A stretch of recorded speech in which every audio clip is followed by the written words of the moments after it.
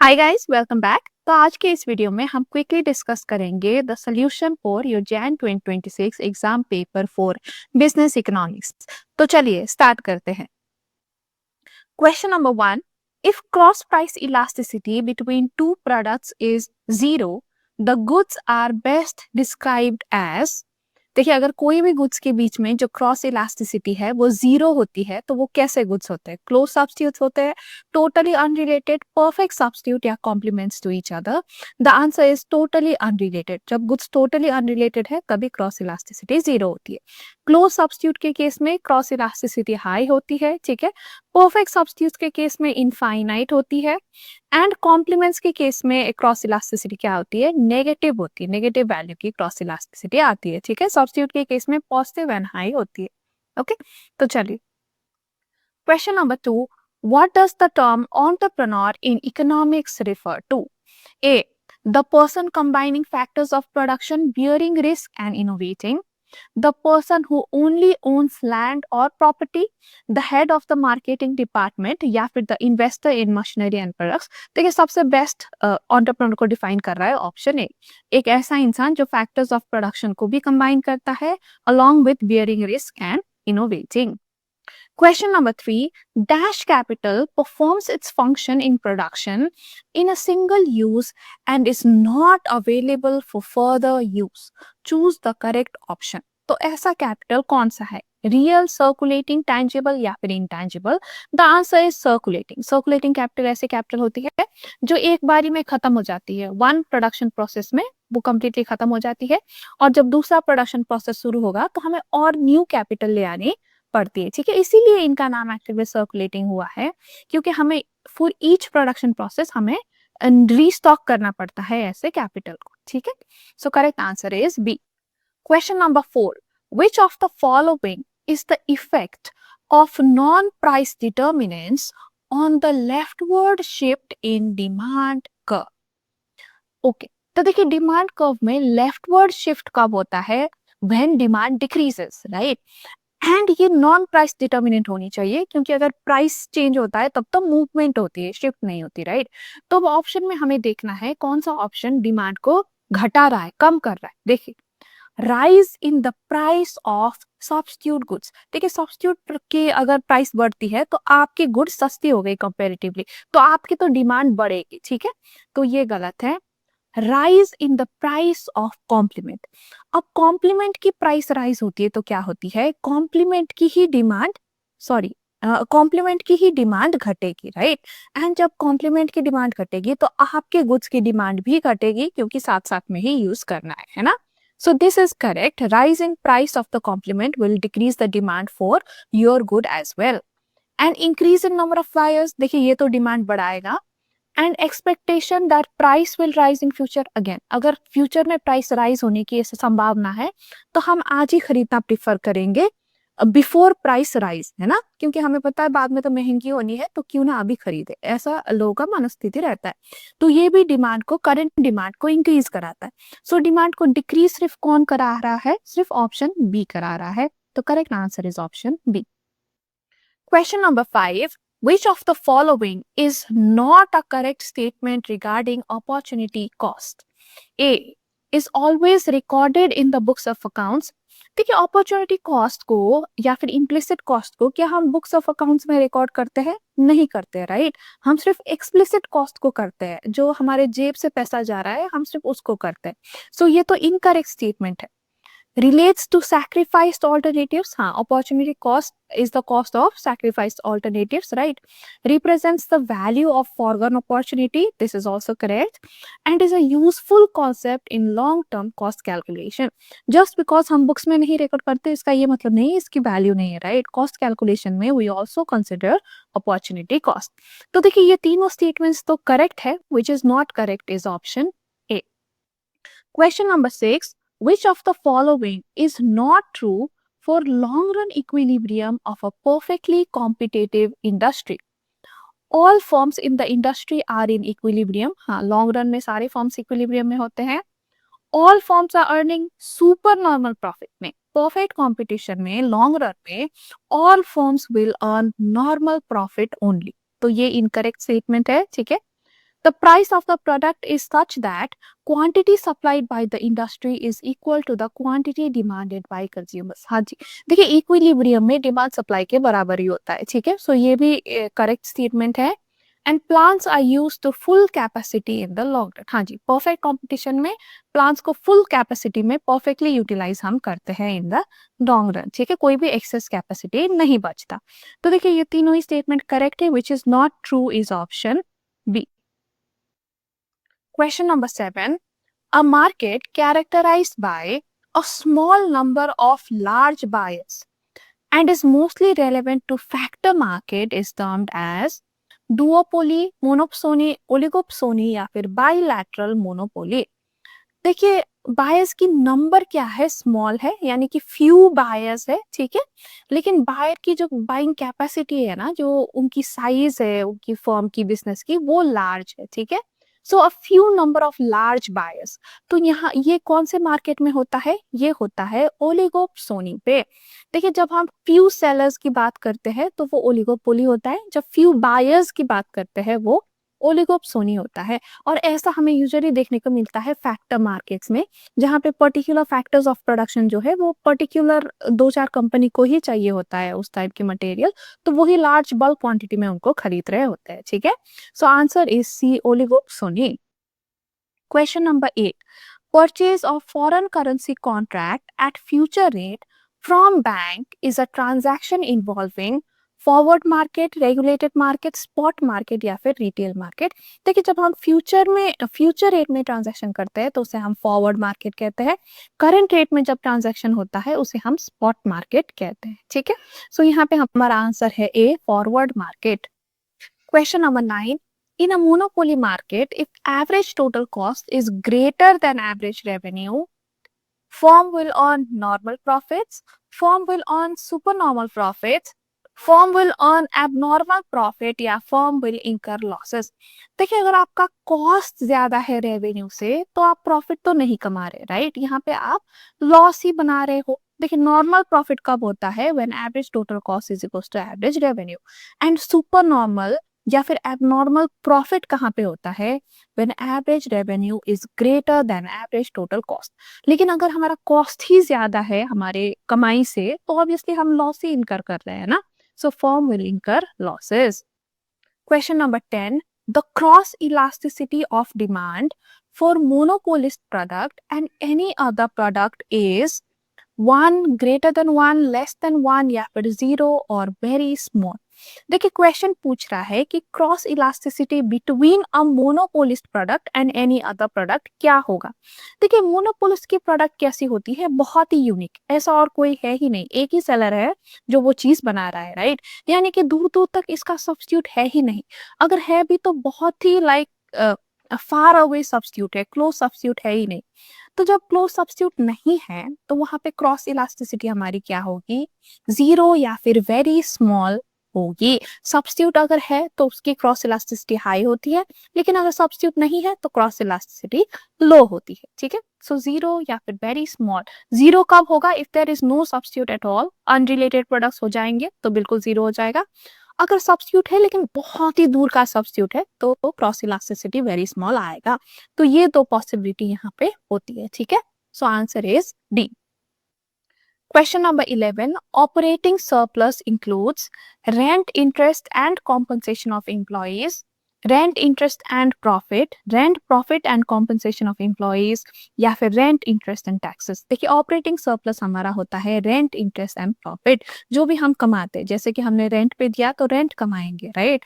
हमने पैसे लोन पे दिया तो इंटरेस्ट कमाएंगे, हमने बिजनेस किया तो प्रॉफिट कमाएंगे. तो हमारी जो कमाई है उसको हम ऑपरेटिंग सरप्लस यानी कि ऑपरेशन करके, कोई भी बिजनेस वेंचर को ऑपरेट करके जो भी हमने सरप्लस कमाया है वो हमारा ऑपरेटिंग सरप्लस होता है. Okay okay, now next question.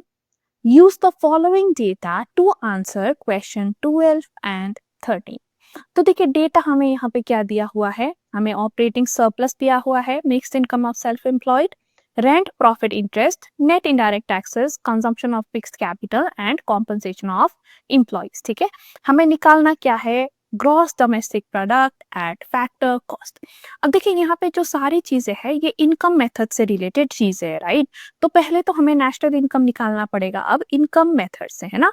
तो इसके लिए हम क्या करेंगे, हम ऑपरेटिंग सरप्लस लेंगे, mixed income of self employed लेंगे, एंड देखिए अब जो ये रेंट प्रॉफिट इंटरेस्ट है ना, ये तीनों को कंबाइन करके एक्चुअल में ऑपरेटिंग सरप्लस ही निकलता है। तो ये यहाँ पे दोबारा देने की जरूरत एक्चुअल में नहीं थी, इनका कोई काम नहीं है, ठीक है। जब हमारे पास ऑपरेटिंग सरप्लस का फिगर है तो हमें अब इन तीनों की जरूरत यहाँ पे नहीं है। अगर आप ये तीनों को ऐड करके देखोगे तो इतना ही हमारा निकल के आ रहा होगा, ओके। फिर नेट इनडायरेक्ट टैक्स दिया हुआ है, consumption of fix capital and compensation of employees. तो देखिए अब इनकम मेथड में तो हमें तीन ही चीजें चाहिए। इनकम मेथड में net national product at factor cost कैसे निकलता है, simply operating surplus mix income and compensation of employees को ऐड कर दो, ठीक है। सो 2500 plus 1500 plus 1000, so this is your net national product at factor cost. तो देखिए ये कितना आया, ये आपका आया 5000, राइट। अब देखिए अब हमें क्या निकालना है, gross domestic product at factor cost, है ना। तो ये नेट को ग्रॉस में चेंज करने की जरूरत है। तो ग्रॉस में चेंज करने के लिए हम क्या करेंगे, हम ये फिगर पे 5000 पे अब ऐड करेंगे डेप्रिसिएशन। तो डेप्रिसिएशन कहाँ पे दिया है, देखिए ये जो 300 कंजम्पशन ऑफ फिक्स कैपिटल है यही हमारा डेप्रिसिएशन है। सो दिस विल गिव अस 5300। तो ये हमारा आया GNP eight factor cost, right. अब देखिए यहाँ पे ना हमें कोई net factor income from abroad नहीं दे रखा, ठीक है। तो इसलिए उसको हम जीरो ही कंसिडर करेंगे। तो यहाँ पे जो हमारा GNPFC है वही हमारा GDPFC भी हो जाएगा, विच इज 5300, क्योंकि NFIA यहाँ पे जीरो है। So national product and domestic product will be the same, ठीक है। सो GDPFC इज योर 5300। अब सेम डेटा यूज करके क्वेश्चन नंबर 13 में हमें GDPMP निकालनी है। तो देखिए GDPFC हमारा क्वेश्चन 2H में कितना आया था, 5300, है ना। अब हमें ये फैक्टर कॉस्ट को मार्केट प्राइस में चेंज करना है। तो फैक्टर कॉस्ट को मार्केट प्राइस में कैसे चेंज करेंगे, by adding net indirect taxes. तो यहाँ पे 400 जोड़ दो, answer will B 5700। So this will be your GDPMP, ठीक है। तो correct answer is A, 5700। Now question number 14, calculate real GDP if nominal GDP is 450 and price index is 120। तो देखिए रियल जीडीपी कैसे निकालेंगे, nominal GDP divided by price index into 100, ठीक है। तो नॉमिनल जीडीपी यहाँ पे कितनी है, 450 divided by price index into 100 कर लो, answer will be 375। So correct answer is option सी।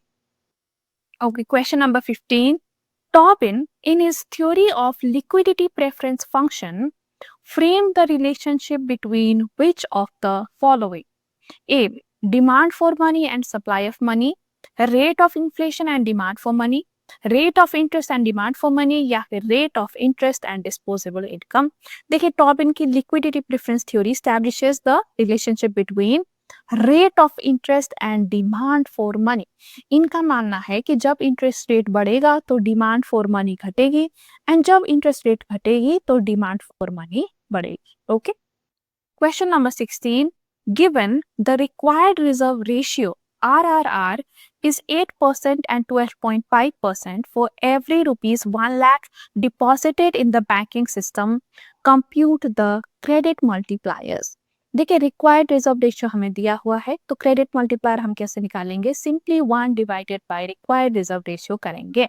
तो यहाँ पे 2 रिक्वायर्ड रिजर्व रेशियो है, तो हमारा CRR भी क्रेडिट मल्टीप्लायर भी 2 आएगा। First is 1 divided bye 0.08 and second is 1 divided bye 0.125। तो आंसर कितना आएगा, इसका 12.5 आएगा एंड इसका 8% आएगा, ठीक है। So correct answer is A, 12.5 and 8। Question number 17, which equation accurately represents the expanded version of the equation of exchange? A, P is equals to MV, P is equals to M dash V dash, PT is equals to MV plus M dash V dash, या फिर PT is equals to MV minus M dash V dash। देखिए correct answer is option C. Extended equation में हम M dash V dash को भी add करते हैं, which represents the quantity and velocity of credit money as well, right? Question number 18, Speculative demand for money can be closely linked to which of the following situation? A. Unforeseen and unpredictable contingencies, current transaction for business exchanges, mismatch between receipt of salary and household expenses, या attractive investment opportunity. देखिए speculative demand होता है जब हम देखते हैं for attractive investment opportunity, कि जब इंटरेस्ट रेट बढ़ेगी तब जाके हम इन्वेस्ट करेंगे क्योंकि तब फायदा होगा, है ना। अभी अट्रैक्टिव नहीं है, अभी इंटरेस्ट रेट कम है, so it is not attractive, तो हम इन्वेस्ट नहीं करेंगे, right. So that is what is speculative demand for money. Question number 19. Which of the following is not a channel of monetary policy transmission? Saving and investment channel, cash flow channel, exchange rate channel, open market channel. The answer is open market channel, क्योंकि ये तीनों channel तो हमने पढ़ा है लेकिन open market channel नहीं होता है, right? So correct answer is option D. Question number 20. What does a brownfield investment in foreign direct investment FDI imply? Developing entirely new infrastructure, ये ग्रीन फील्ड इन्वेस्टमेंट होता है, right. Utilising existing infrastructure by means of mergers, acquisitions और leasing, हाँ this is your brown field investment, ठीक है। Forming partnership with foreign companies and establishing new subsidy, नहीं this is not correct, correct answer is option B. Question number 21. Which sector accounts for the largest recipient of FDI inflows in India? Service, manufacturing, primary या secondary? Largest receipt of FDI India में service sector में हुई है। Question number 22. Which of the following was not a major reform introduced during the 1980s in India? Industrial delicensing, ये तो हुई थी। Formation of SEBI भी correct है। इम्प्लीमेंटेशन ऑफ मोड बैट भी करेक्ट है, लेकिन करेंसी डिमोनेटाइजेशन 1980s में नहीं हुई थी, ये 2016 में हुई थी, ठीक है। So this is incorrect. So correct option हमारा ऑप्शन सी होगा। Question number 23. Which initiative of the Niti Aayog is a one-step destination for all information on electric vehicles? Shoonya campaign, E Amrit, methanol economy या फिर life? The answer is E Amrit. E Amrit is a one stop destination जहाँ पे आपको electric vehicle से regarding सारी जानकारी मिलेगी।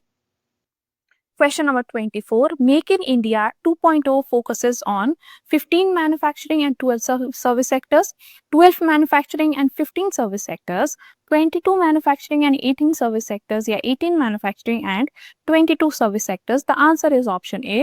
Make in India 2.4 focuses on total 27 sectors, जहाँ पे 15 is manufacturing and 12 is the service sectors. Question number 25. Which of the following industries is included in the 8 core sectors assessed by the Index of Industrial Production IIP? देखिए IIP जो है ना, इसमें ऐसे industries include होते हैं जो कि एक देश के लिए सबसे इम्पोर्टेंट कोर इंडस्ट्रीज जो है वो इंक्लूड होते हैं, और इंडिया में 8 कोर इंडस्ट्रीज इंक्लूड होते हैं। तो उनमें से कौन सा है? देखिए फार्मास्यूटिकल्स, टेक्सटाइल्स, कोल या फिर tourism? The answer is coal. Coal is included in the index of IIP. Okay. Question number 26. The product of price quantity ratio at a particular point on the demand curve and the reciprocal of the slope of the demand line is called point elasticity, arc elasticity, total outlay method of elasticity या फिर total revenue method of elasticity। देखिए question नहीं, यहाँ पे हमें answer दिया हुआ है, बताया गया है कि at a particular point on the demand curve. तो जब भी हम पर्टिकुलर पॉइंट की बात करते हैं, answer is point elasticity. And point elasticity हम कैसे निकालते हैं? It is delta Q by delta P, या फिर हम बहुत ही स्मॉल क्वांटिटी होता है, right. So D Q by D P भी हम ले लेते हैं into P by Q, right. अब ये आपका प्राइस क्वांटिटी रेशियो हो गया, and when it is multiplied by the reciprocal of the slope. देखिए डिमांड कर्व का स्लोप क्या होता है? It is delta P by delta Q, ये स्लोप होता है, राइट। एंड स्लोप का रेसिप्रोकल क्या हो गया? Delta Q by delta P, ठीक है। And this is what it is the reciprocal of the slope of the demand curve into price quantity ratio. This is the formula for calculating point elasticity, and question यही बता रहा है आपको, ठीक है। So answer is point elasticity. Question number 27. Consider the indifference curve given below. What can you infer about the relationship between good X and good Y? तो देखिए ये इंडिफरेंस कर्व में दो गुड्स है, good X and good Y। अब इनके बारे में हमें क्या पता चल रहा है? A, Good X and good Y are perfect substitutes of each other. Good X and good Y are perfect complements. The relationship between good X and good Y is logically absurd या फिर good X and good Y are same.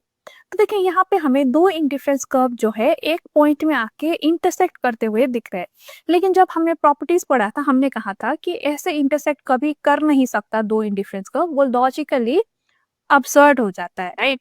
तो यहाँ पे भी हमें ये देखने को मिल रहा है. So relationship between good X and good Y is logically absurd.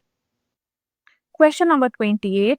When even after increase in price, total revenue remains the same, the demand is said to be perfectly elastic, elastic, inelastic या फिर unit elastic.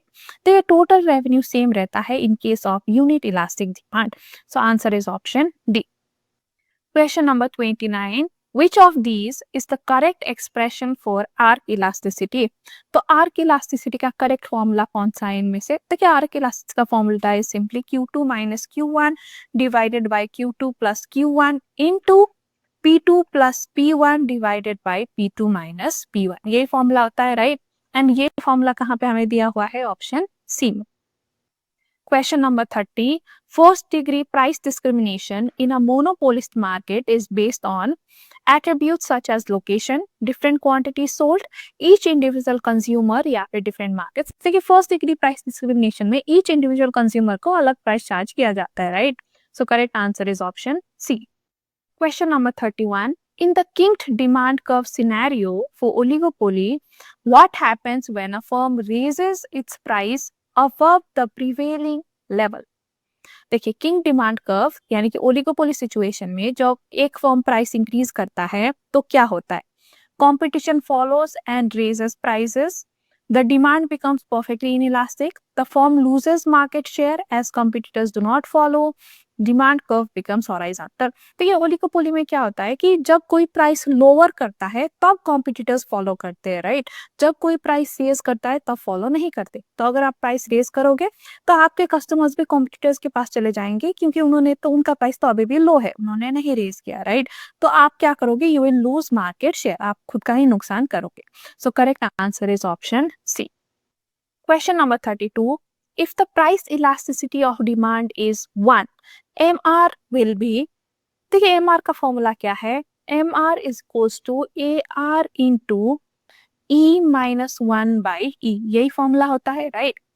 अब अगर हमारी price elasticity 1 है तो यहाँ पे क्या होगा? देखिए AR into 1 minus 1 by 1, right? And this will be 0, right?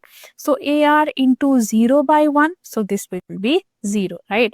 तो हमारा MR क्या निकलेगा यहाँ पे? 0. Now question number 33. Consider a monopolist selling in two markets. At a price of 60, the elasticity of demand in market A is 5 and market B is 6.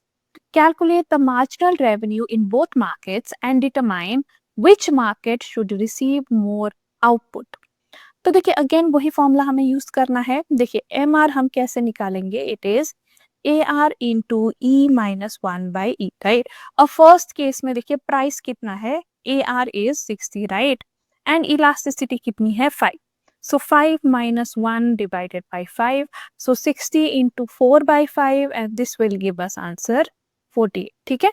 अब second case में again formula क्या है? A R into E minus 1 by E.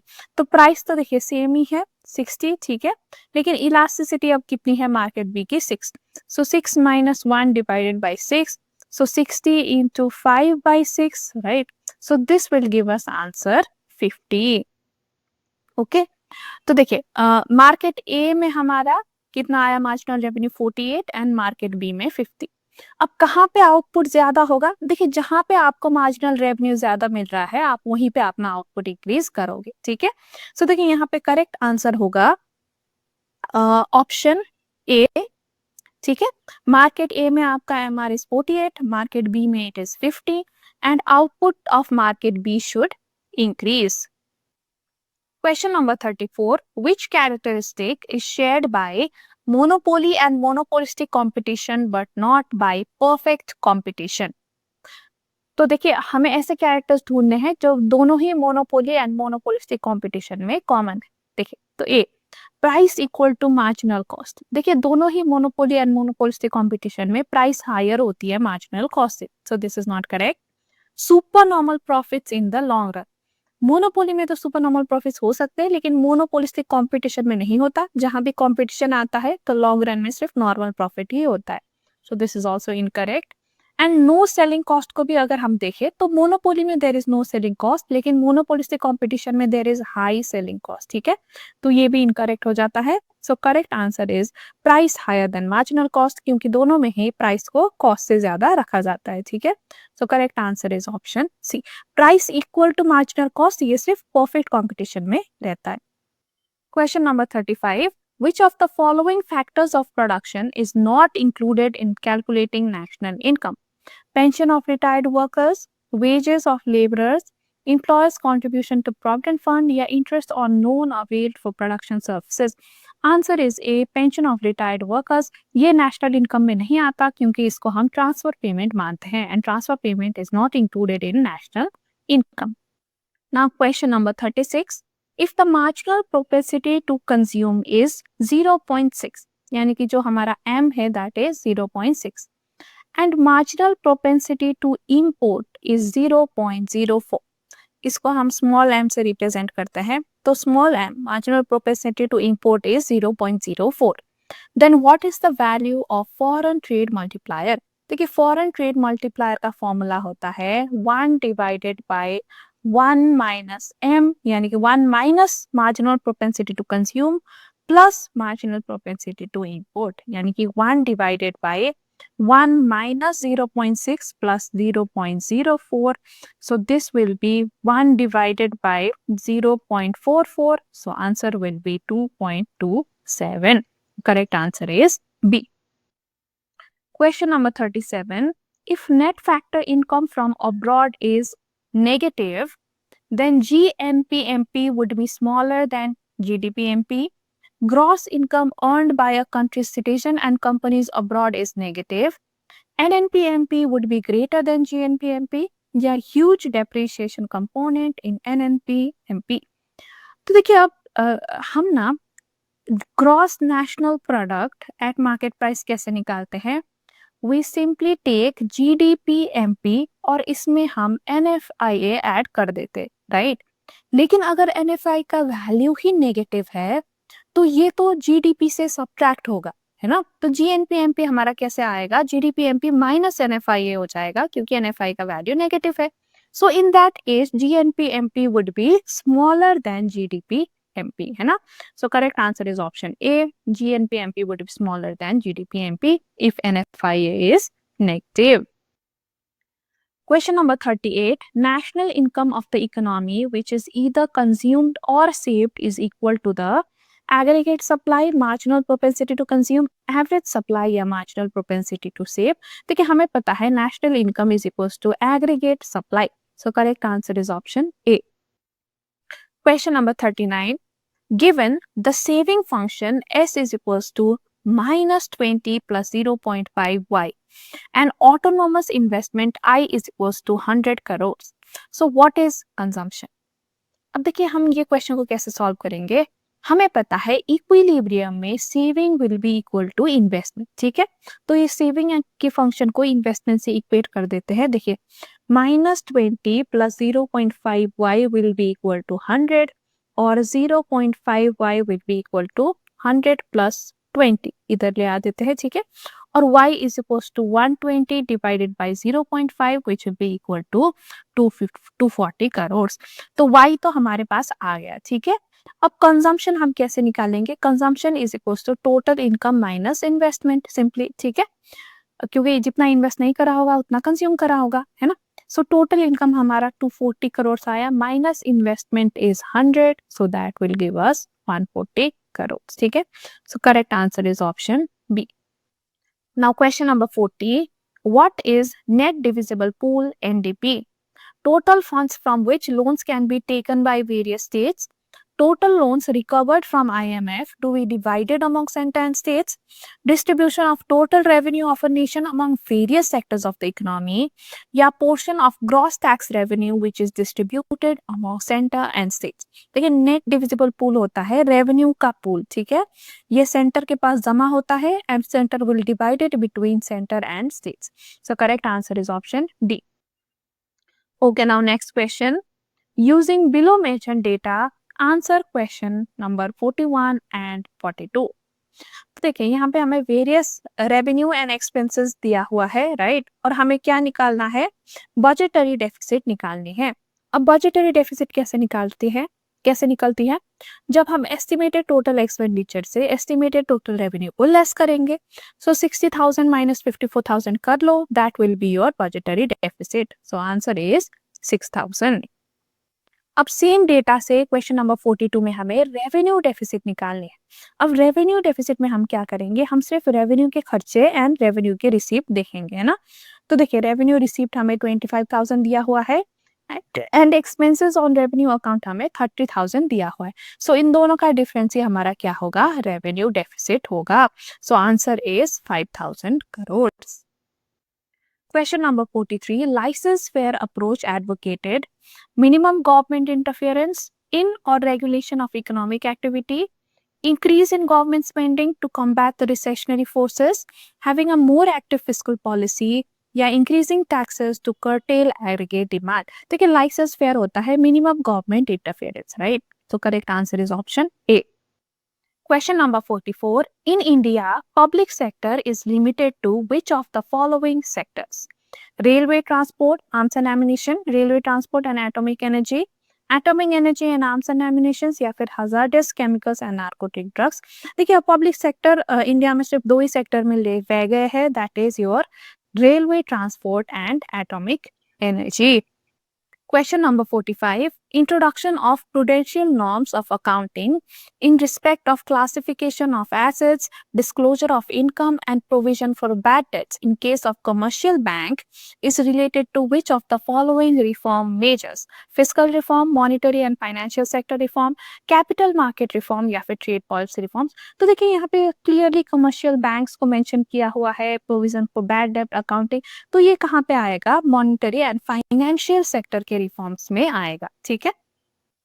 Question number 46. Which of the following is a unique feature in the growth trajectory of the Indian economy?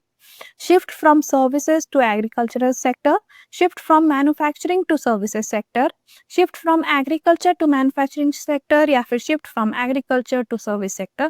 देखिए unique feature is shift from agriculture to service sector, क्योंकि ज्यादातर देशों में agriculture से manufacturing में shift होता है, लेकिन हम डायरेक्टली एग्रीकल्चर से सर्विस सेक्टर में शिफ्ट हो गए. Question number 47. Which of the following taxes has not been replaced by goods and service tax? VAT, income tax, excise duty या फिर सर्विस टैक्स. देखिए goods and service tax GST ने indirect taxes को replace किया है, direct taxes को नहीं. So income tax जो कि हमारा डायरेक्ट टैक्स है, it is not been replaced by GST. Question number 48. How many crops are mandated to receive price support through minimum support price MSP? 22, 21, 23 या फिर 24. The answer is 23. 23 crops MSP के अंदर आते हैं एंड इनका price fix किया गया है at 1.5 times the cost of these goods, ठीक है. Question number 49. The price of a product is ₹100 per unit. तो देखिए ओरिजिनल प्राइस गुड का कितना है, ₹100, ठीक है. If the price falls by 20%, तो देखिए प्राइस कितने से फॉल हुआ, 20% से, तो न्यू प्राइस हमारा कितना है, ₹100 माइनस 20%, दैट इज ₹80, ठीक है. तो चेंज इन प्राइस यहाँ पे कितना हुआ, delta P is ₹20. The quantity increases by 120 units. तो प्राइस फॉल होने की वजह से क्वांटिटी में इंक्रीज कितना हुआ, 120 यूनिट्स. तो change in quantity delta Q is 120 units, ठीक है. The price elasticity of demand is -1 and हमें प्राइस इलास्टिसिटी भी दिया है -1. अब हमें क्या निकालना है, देखिए the new quantity demanded due to fall in price is, तो अब हमें न्यू क्वांटिटी निकालनी है। तो चलिए इलास्टिसिटी का फॉर्मूला लगाते हैं। देखिए elasticity, price elasticity is equals to delta Q by delta P into original price by original quantity, है ना। अब इलास्टिसिटी हमें दिया है -1, डेल्टा क्यू हमें पता है 120, delta P is 20, right. And original price हमें पता है 100, लेकिन ओरिजिनल क्वांटिटी हमें नहीं पता।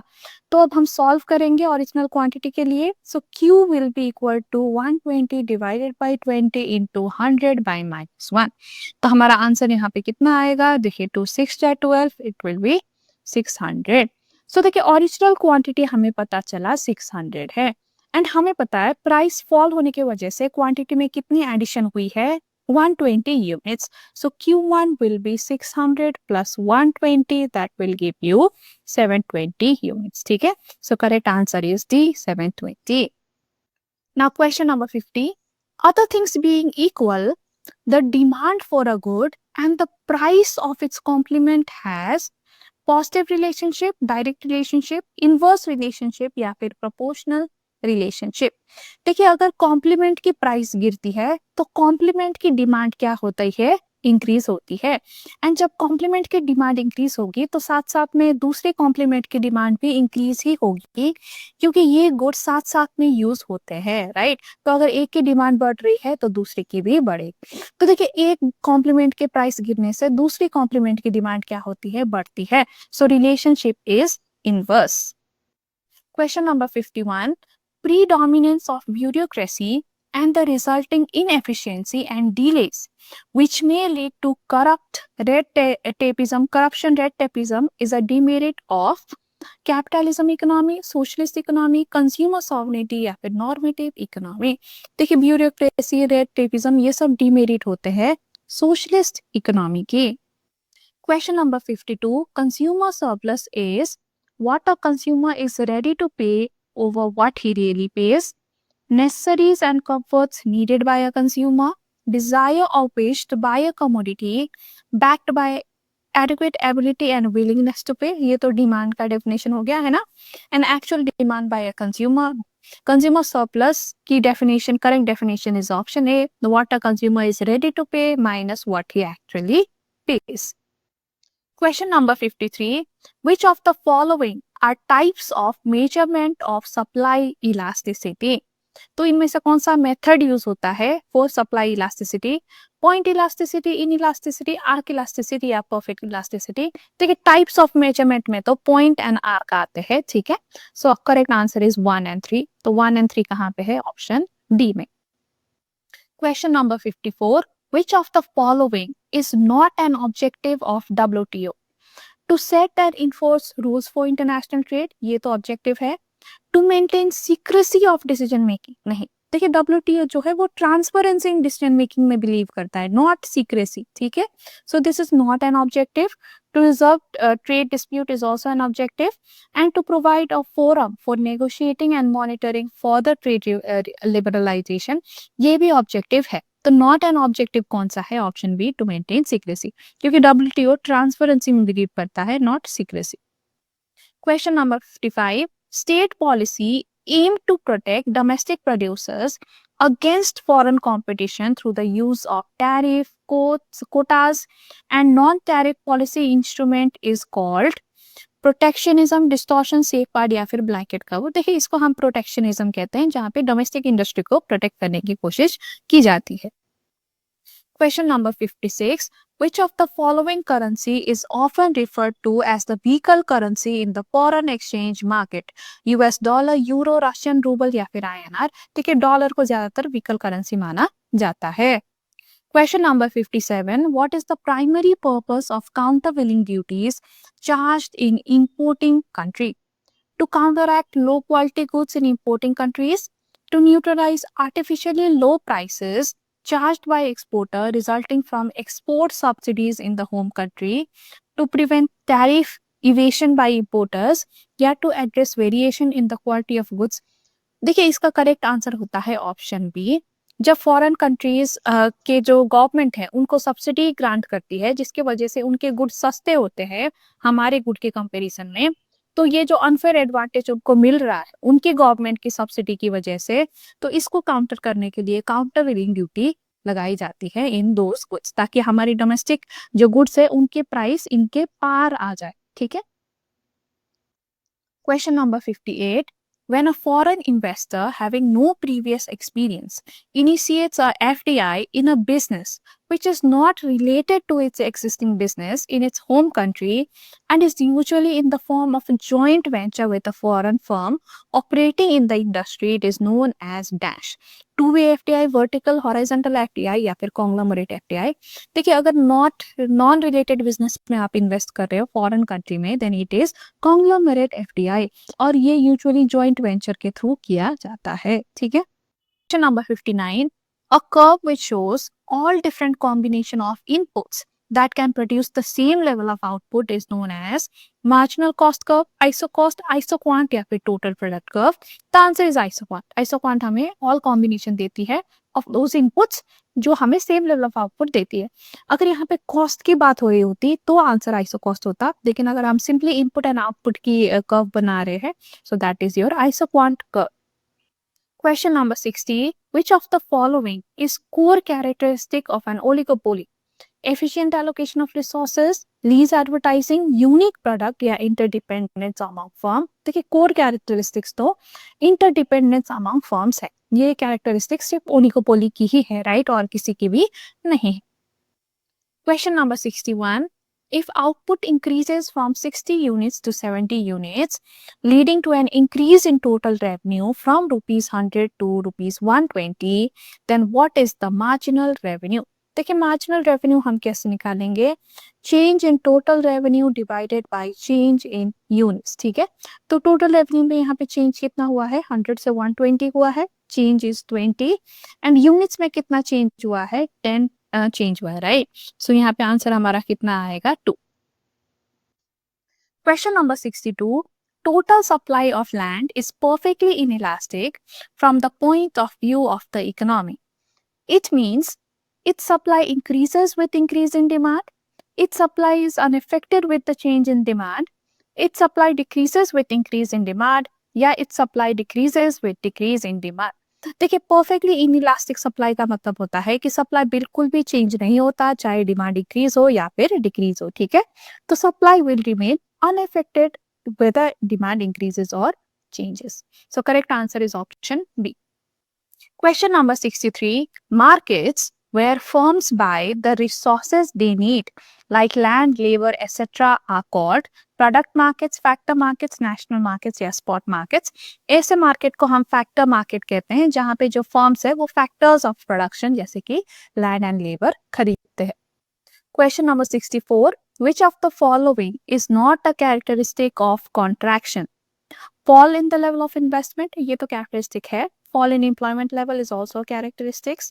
Decrease in input demand pulls input prices down is also correct. लेकिन bank credit expands is not correct. Bank credit expand मतलब बैंक ज्यादा लोन दे रहे, तो ज्यादा लोन एक्सपेंशन के टाइम में दिया जाता है क्योंकि वहां पे कंपनीज ग्रो कर रही थी। ठीक है, so this is not a characteristics of a contraction. Question number 65. Which item is not included when calculating national income using the income method? Compensation of employees include होता है, mixed income of self-employed is also included, interest paid on consumption loans is not included, क्योंकि income method में तो हम income include करते हैं, right. Interest paid ये तो हमारा खर्चा हुआ, हमने इंटरेस्ट पे किया, अगर इंटरेस्ट रिसीव कर रहे होते तो हम इंक्लूड करते। ठीक है, so this is not included. Rent is also included क्योंकि रेंट भी हमारा इनकम है, so which is not included is option C. Question number 66. Which of the following is not a lagging economic indicator? इनमें से कौन सा lagging नहीं है? Unemployment is lagging, corporate profit is lagging, and labor cost per unit of output is also a lagging indicator. लेकिन changes in stock prices, जैसे कि shares के price पे change होना, this is a leading indicator, क्योंकि ये पहले ही economy में चेंज होने से पहले ही चेंज हो जाता है, लोगों के सेंटिमेंट से चेंज हो जाता है, राइट। जब हमें लगता है कि खराब होने वाली है, हम कोई भी कंपनी के बारे में थोड़ा सा भी कुछ उटपटांग सी न्यूज सुन लेते हैं, तभी शेयर प्राइस कल के कल ही डिक्रीज हो जाती है। इवन बिफोर कि वो न्यूज़ कंफर्म हो या इवन बिफोर वो चीज़ पूछती हो, है ना, पहले ही, क्योंकि ये लोगों के सेंटिमेंट में चलती है, ठीक है। तो this is a leading indicator, not a lagging indicator. Question number 67, refer to the following data. तो देखिए यहाँ पे हमें क्या डेटा दिया हुआ है, sales, depreciation, opening and closing stock, GST and intermediate consumption. Now based on the above data compute gross value added at market price, GVAMP हमें निकालनी है। तो जीवीएफपी के लिए हम क्या करेंगे, हम sales plus change in stock करेंगे एंड माइनस इंटरमीडिएट कंजम्पशन करेंगे, तो हमारा जीवीएफपी आ जाएगा। तो देखिए सेल्स कितना है, 1000 crore, plus change in stock हमारा क्या होगा, closing stock minus opening stock, right. तो देखिए ये कितना हुआ, 1000 plus 90 minus 100, right. So this is 990। अब इससे हम क्या करेंगे, इंटरमीडिएट कंजम्पशन को घटाएंगे। सो 990 माइनस 440 विल गिव यू 580, और यही है हमारा जीवीएएमपी। देखिए यहाँ पे हमें ग्रॉस निकालना है, तो डेप्रिसिएशन को सब्ट्रैक्ट करने की जरूरत नहीं है, ठीक है। एंड हमें मार्केट प्राइस में ही निकालनी है, तो जीएसटी को भी सब्ट्रैक्ट करने की जरूरत नहीं। तो एज इट इज 550 ही हम यहाँ पे हमारा आंसर रहेगा, okay. Question number 68. Which of the following is not one of the three main macroeconomic goals of any nation? Universal education to all, economic growth, high level of employment या price stability। देखिए ये तीन तो macro economic goals है, लेकिन universal education ये macro economic goals नहीं है, ठीक है। ऑफ कोर्स एजुकेशन भी इंपॉर्टेंट है, लेकिन ये मैक्रो इकोनॉमिक गोल्स के अंदर नहीं आता। So option A is incorrect, I mean it is the correct option. Question number 69. Stagflation is increased taxes leading to reduced disposable income, economic situation where inflation and unemployment exist side by side, easy transmission of economic instability from one country to other countries, या improved economic stability। देखिए stagflation होता है जब inflation and unemployment दोनों side by side exist करते हैं। Usually जब inflation होता है तो अनएम्प्लॉयमेंट नहीं होता, एंड जब अनएम्प्लॉयमेंट होता है तो इन्फ्लेशन नहीं होता।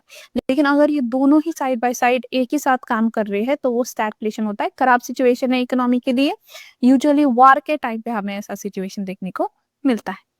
Question number 70. GST is a production-based taxation system, income-based taxation system, turnover-based taxation system या consumption-based taxation system। देखिए GST consumption-based है, पहले GST से पहले जो सेल्स टैक्स बैट लगता था वो सारे प्रोडक्शन-based होते थे, लेकिन GST is a consumption-based taxation system।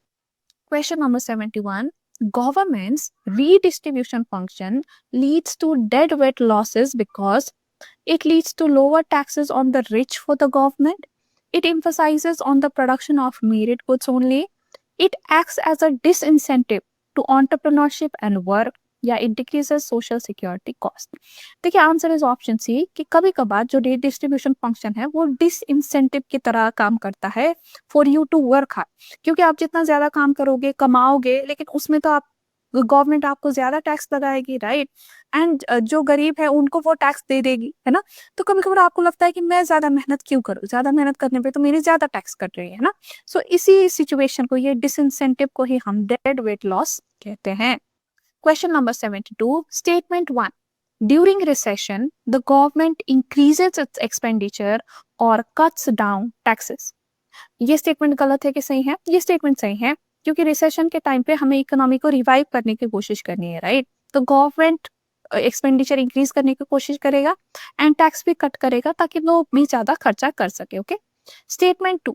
Deficit budgets are expected to stimulate economic activity while surplus budget tend to slow down economic growth। ये भी करेक्ट है। डेफिसिट बजट यहाँ पे गवर्नमेंट ज्यादा खर्चा कर रही है तो ये रिसेशन के टाइम पे ही करा जाता है टू स्टिमुलेट इकोनॉमी, राइट, ताकि इकोनॉमी में एक्टिविटी चलता रहे, ठीक है। एंड सरप्लस बजट क्या करता है, surplus budget where government expenditure is less, ये थोड़ा सा इकोनॉमी को स्लो डाउन करा देता है।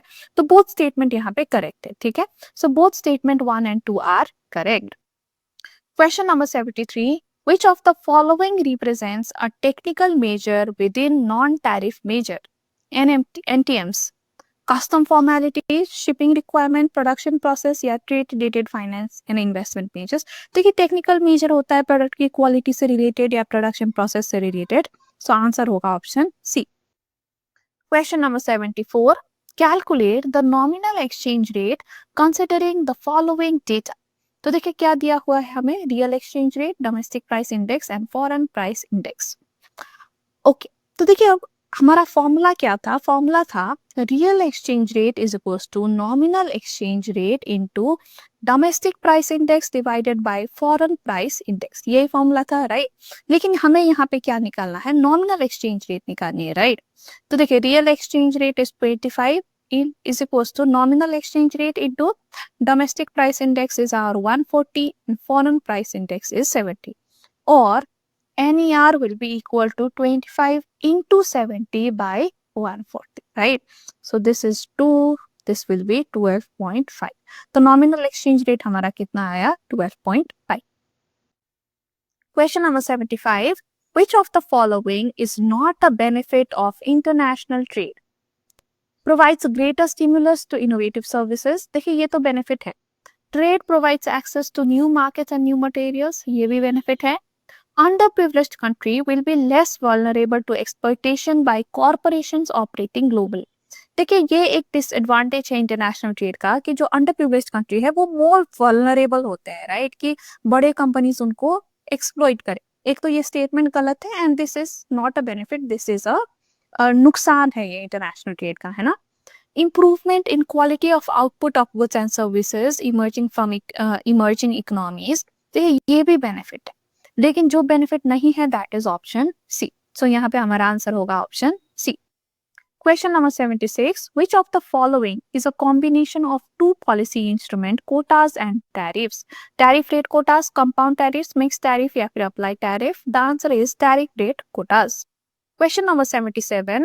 Which of the following is not covered in microeconomics? तो इनमें से कौन सा माइक्रो में नहीं आता? प्रोडक्ट प्राइसिंग ये तो माइक्रो है, फैक्टर प्राइसिंग भी माइक्रो है, the general price level and interest rate ये मैक्रो है। जनरल मतलब ओवरऑल, ओवरऑल इकोनॉमी की, राइट, तो ये मैक्रो में आ जाता है। The economic condition of a section of people, अगर सिर्फ एक पर्टिकुलर सेक्शन की बात कर रहे हैं तो ये भी माइक्रो है।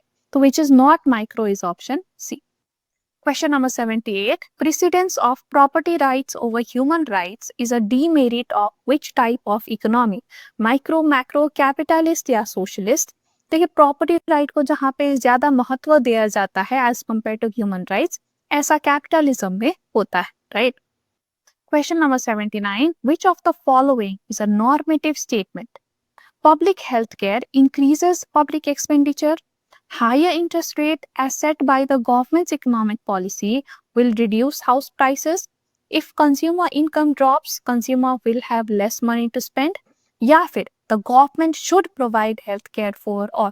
देखिए हमें पता है नॉर्मेटिव स्टेटमेंट में ओपिनियन आती है, तो जहाँ पे शुड आती है वहां पे ओपिनियन आ रही है, राइट, कि गवर्नमेंट को ऐसा करनी चाहिए, ऐसा हम कह रहे हैं। सो this is normative. Question number 80. Match the following. तो देखिए कॉलम ए से कॉलम बी को हमें मैच करना है। यहाँ पे है कैपिटलिस्ट, सोशलिस्ट एंड मिक्स्ड, और कॉलम बी में क्या है, देखिए command economy, high degree of operative efficiency या encourages enterprise and risk taking.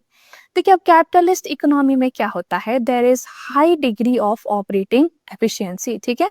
Socialist economy को हम कमांड इकोनॉमी कहते हैं, and mixed economy it encourages enterprise and risk taking. अब देखिए कुछ बच्चे कहते हैं कि मैम ये वाला जो फीचर है ये तो कैपिटलिस्ट इकोनॉमी का भी फीचर है। करेक्ट, आपकी बात सही है, लेकिन जो high degree of operating efficiency है ना, ये आपको सिर्फ कैपिटलिज्म में मिलेगा, मिक्स्ड में इतनी हाई नहीं होती जितनी कैपिटलिज्म में होती है। तो जो ये ऑप्शन बी है ये कैपिटलिज्म को ही सूट करता है, एंड ऑप्शन सी इसलिए हम मिक्स्ड में डाल रहे हैं क्योंकि मिक्स्ड में भी there is enterprise and risk taking, क्योंकि यहाँ पे भी ज्यादातर तो फ्री ही छोड़ दिया जाता है, सिर्फ कुछ ही सेक्टर्स में गवर्नमेंट इंटरफेयर करती है, ठीक है। तो इसीलिए ये कॉम्बिनेशन ही सही रहेगा, 1 का बी, ठीक है, 1 का बी, 2 का ए एंड 3 का सी। तो ये कहाँ पे है, देखिए 1 का बी, 2 का ये वाला, right. So option C would be correct. Okay, now use the table to answer question 81 and 82। तो देखिए टेबल में हमें क्या दिया हुआ है, आउटपुट एंड टोटल कॉस्ट दिया हुआ है, और 81 में हमें क्या निकालना है, average variable cost for 4 units of output. तो देखिए अगर हम 4 यूनिट्स के लिए यहाँ पे देखें टेबल में, तो 4 यूनिट्स के लिए टोटल कॉस्ट कितना है, total cost is 610 rupees, right.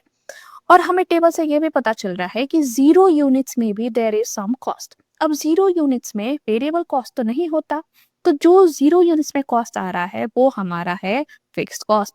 तो फिक्स्ड कॉस्ट यहाँ पे क्या है, 270। ठीक है, अब देखिए अगर हमें वेरिएबल कॉस्ट अब निकालना पड़े, total variable cost for 4 units, तो हम क्या करेंगे, हम सिंपली टोटल कॉस्ट से माइनस करेंगे फिक्स्ड कॉस्ट। ठीक है, so this will give us total variable cost for 4 units.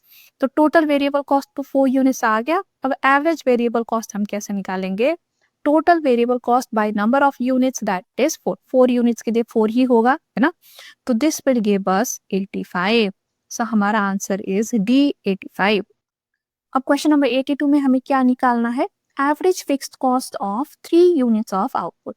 तो देखिए जैसा कि हमने कहा हमारा टोटल फिक्स्ड कॉस्ट यहाँ पे कितना है, 270 rupees, right. Total fixed cost is 270। अब average fixed cost for 3 units कितना होगा, total fixed cost divided by 3, है ना। सो दिस विल गिव अस 90। सो यहाँ पे हमारा आंसर होगा ए, 90।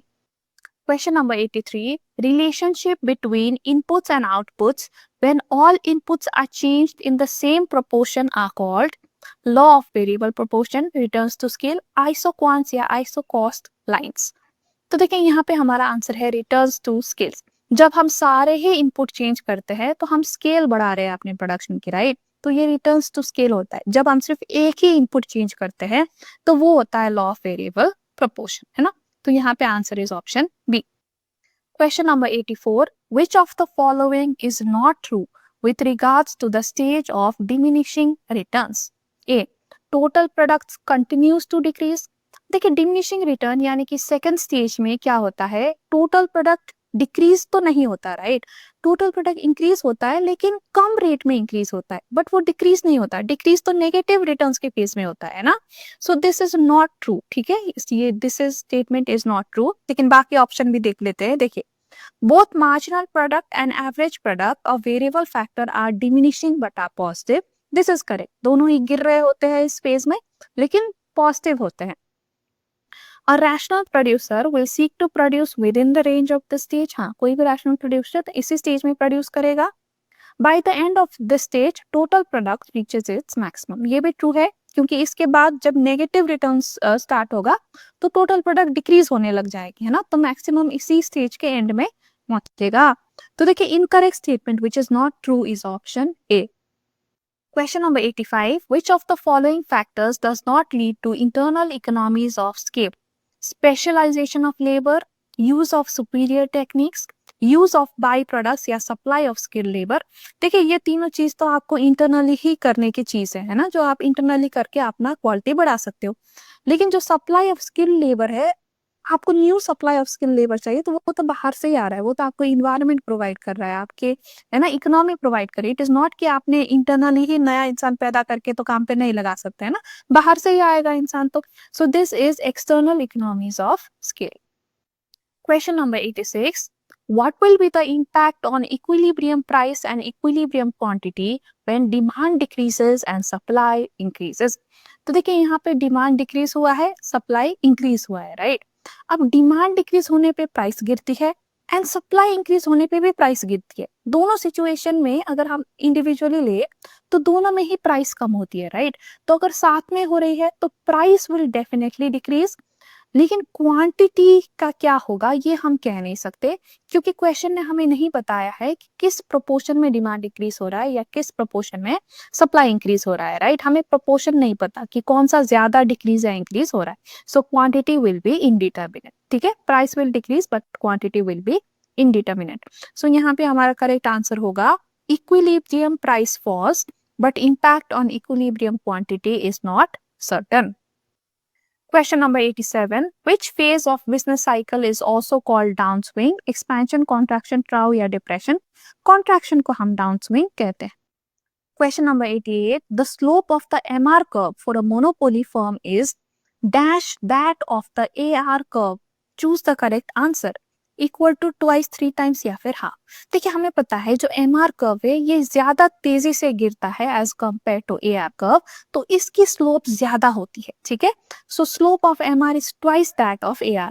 देखिए हमने फिगर भी बना के देखा था, अगर ये आपका इस तरह से AR कर्व है तो MR कर्व यहाँ पे होता है, right? This is MR, this is AR, यानी कि MR ज्यादा तेजी से गिर रहा है, ठीक है? It is midway between AR and your price line. So इसका जो स्लोप है ये ट्वाइस, स्लोप ट्वाइस का मतलब क्या होता है कि MR ज्यादा तेजी से गिर रहा है, ठीक है?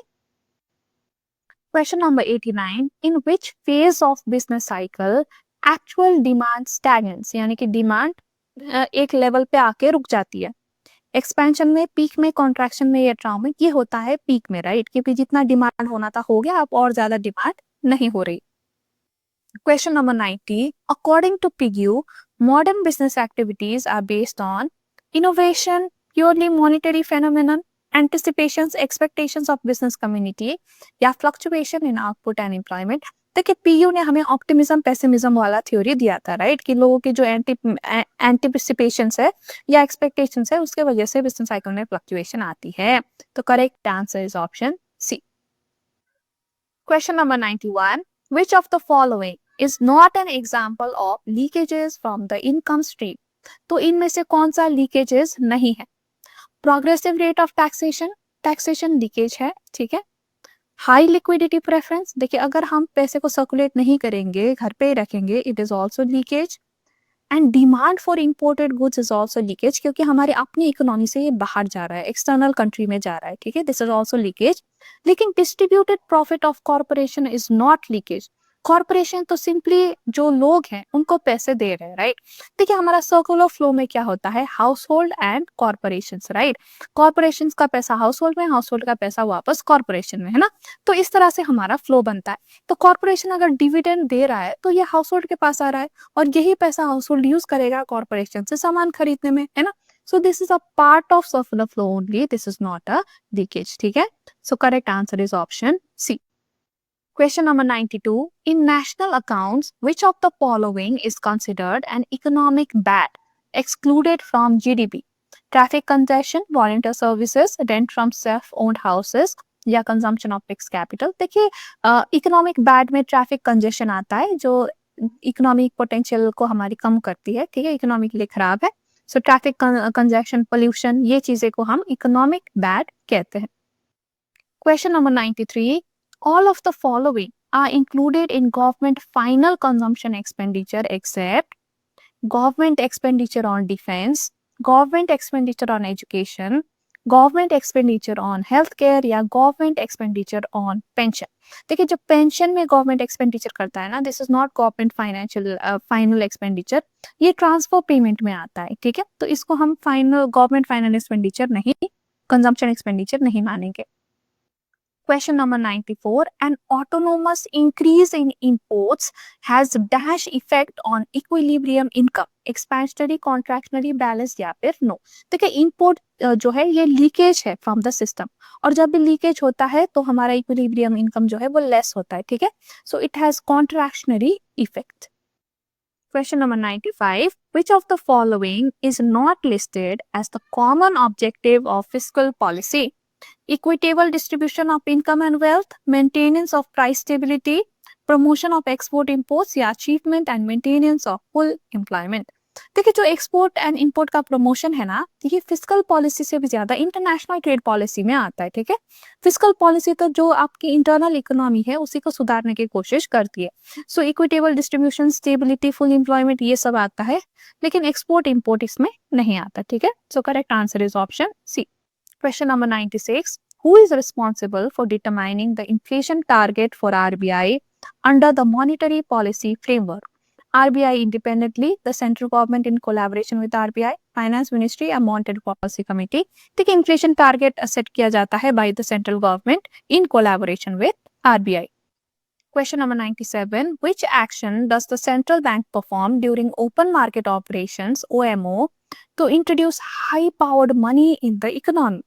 Purchase of common securities, sale of corporate bonds, printing additional currency या raising interest rate? देखिए ओपन मार्केट ऑपरेशन में गवर्नमेंट क्या, सेंट्रल बैंक क्या करती है?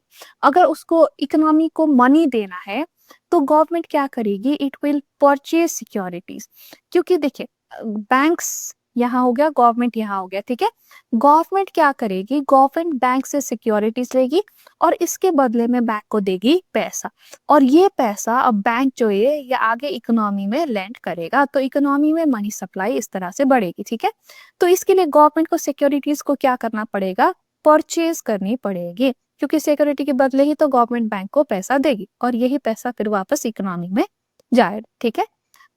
तो अगर आपको इंट्रोड्यूस करना है high powered money in the economy, economy की लिक्विडिटी बढ़ानी है, तो government should purchase government securities.